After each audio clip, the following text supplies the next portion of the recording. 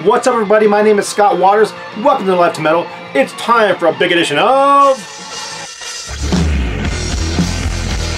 The Mail. That's right, time edition of The Mail. This edition of The Mail is brought to you by Darcy 6 Strings, who sent me this huge box, which I did begin opening, but I haven't finished it, so I got my handy dandy knife and I'm gonna finish popping this puppy open real quick. No idea what's in here at all. It is in Saskatchewan, Canada, and I sent him a couple, I don't know, I can't remember how many, just a couple CDs, I think, just because I felt like it. And he sent me some stuff back, which was not necessary. I totally did not expect anything back from him, but it was nice that he sent it. So let's see what's in this gigantic box. First of all, we got some insulation that I can use in my house. That's very cool. From Canada, of course. And then there's a couple of all kinds of stuff in here. Holy crap. VCLT for a new friend. Love your channel. Love what you do. Flying the metal flag. Open this one last. So there's 3 boxes in here. I assume it's records. We'll find out in a second. It's record-sized boxes. Doesn't mean that's what's in there, though. I'm sending off a box to somebody in the VC that doesn't have any records in it, but it's going in a record box. Oh, this is this is Aerosmith Rock and Hard Place, and you're probably saying, you don't have that? Of course I have that.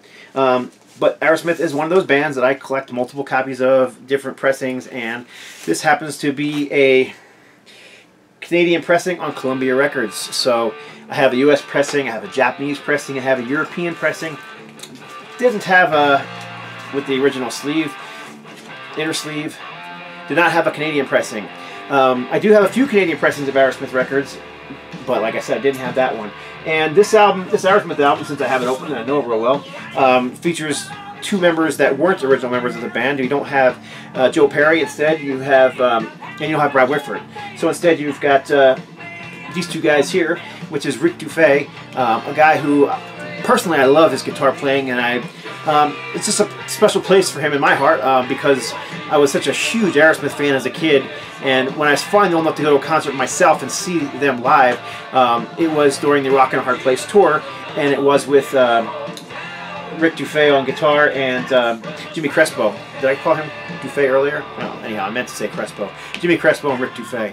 But anyhow, yeah, I saw them live at the Spectrum with Pat Travers opening up, and they played at the Spectrum twice on that tour. The second time they played was with Anvil, and I wish I would have been able to see it twice, but again, I was just a teenager at the time.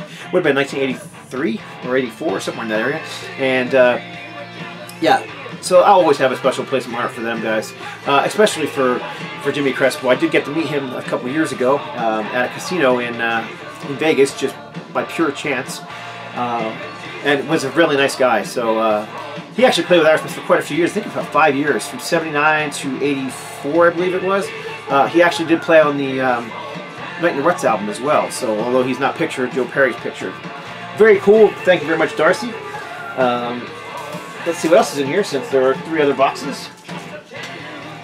Speaking of Canada, there's a Helix playing in the background. And for those who don't already know,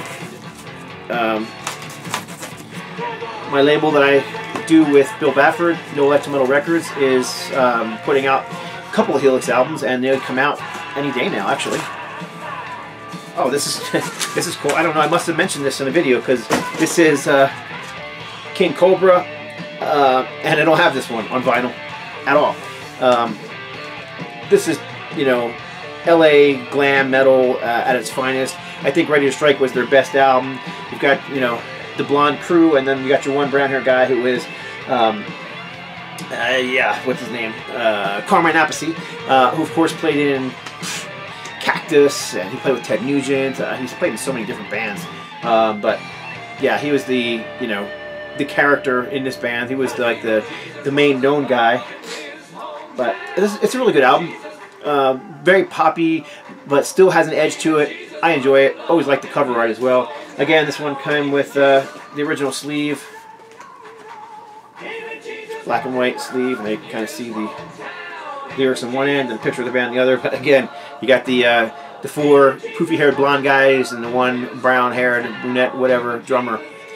The only one facing the opposite direction. Again, good album.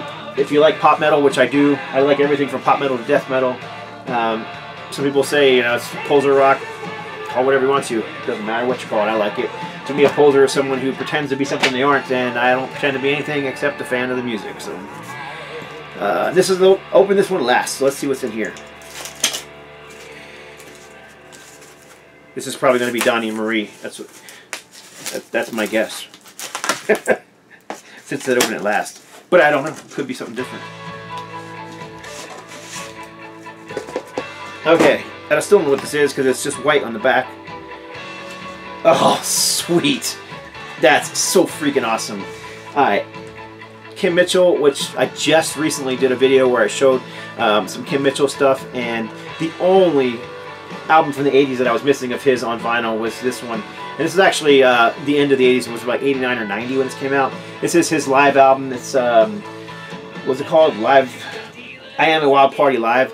I just didn't have it on vinyl. I had it on a CD only, and I really didn't even realize it was available on vinyl until I saw someone else in the DC showing it. And I was like, oh, I gotta get that. So I immediately added it to my list, and what do you know, Darcy hooked me up with a copy. So, and a very clean copy at that, because obviously white tends to get very dirty on the alert label, like most of his albums are. And the white that I was seeing on the back was actually the lyric insert. It is white on one side and it's got your credits on the other side. So, dude, that's way above and beyond, and I really appreciate it. All 3 of those were cool. So that's it. Once again, check out Darcy's channel. Darcy is new to YouTube and the vinyl community. He is a metal fan, but he does much more than just that. Again, he's one of those guys like me who likes vinyl and CDs, a little bit of everything. So do check him out, and I will definitely put a link up above here so you can click on it and get to his channel. So there you go. Thanks for watching. God bless. Stay strong.